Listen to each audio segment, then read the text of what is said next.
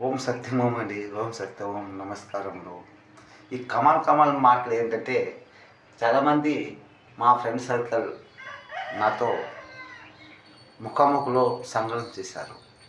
అది ఎలాంటి సంఘర్షణ అంటే, గురుమూర్తి గారు మీరు 365 రోజుల కోసం వివరించారు.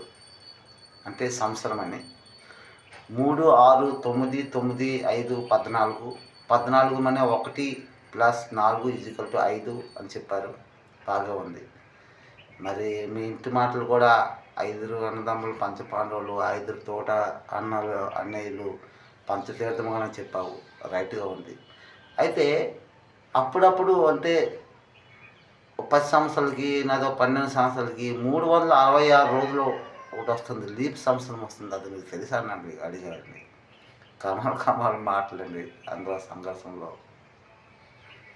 కమాల్ కమాల్ మాటలు కదండి.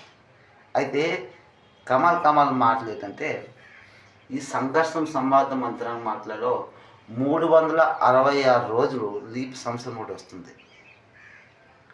అవునా కదండి.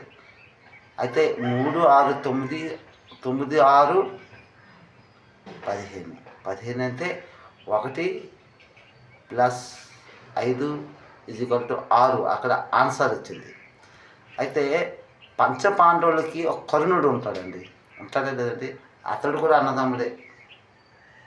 ఈ పంచపాండవులు ఒకటే వస్తాడు. కాకపోతే కొద్దిగా అహంకారం ఎక్కువ.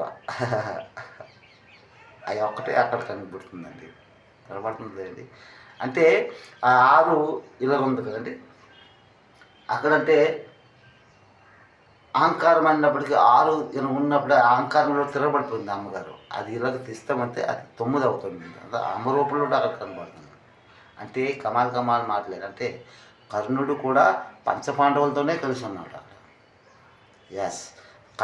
కర్ణుడు కౌరవుల్లో లేకపోతే ఏంటి శ్రీకృష్ణుడికి ఆంతరంగ మాటలు తెలియవు. ఎందుకంటే దేవుడైనా అక్కడ ఈ పంచపాండవులకి మనము అక్కడ క్యాచ్ చేయలేము. చేస్తారండి. ఈ సంఘర్షణ సంవాదం అంతరంగ మాటలండి ఇవి. ఎస్. శ్రీకృష్ణుడికి మరణము ఉంటుందండి. ప్రతి మనిషికి మరణం అనేది ఉంటుంది. ఆ మరణం తర్వాత ఉత్తర ద్వారానికి వెళ్తాము. మనం ఏ తప్పు చేసినా ఆ తప్పుకు మనకి జవాబు ఉందండి. నేనెంత నువ్వెంత అని కాదు. ఈ సంఘర్షణ సంవాదం అంతరంగ మాటలండి. బ్రహ్మం విష్ణు శంకరుడు రూపదర్శనములండి. అమ్మ శ్రీరంబలి దుర్గమ్మ తల్లి.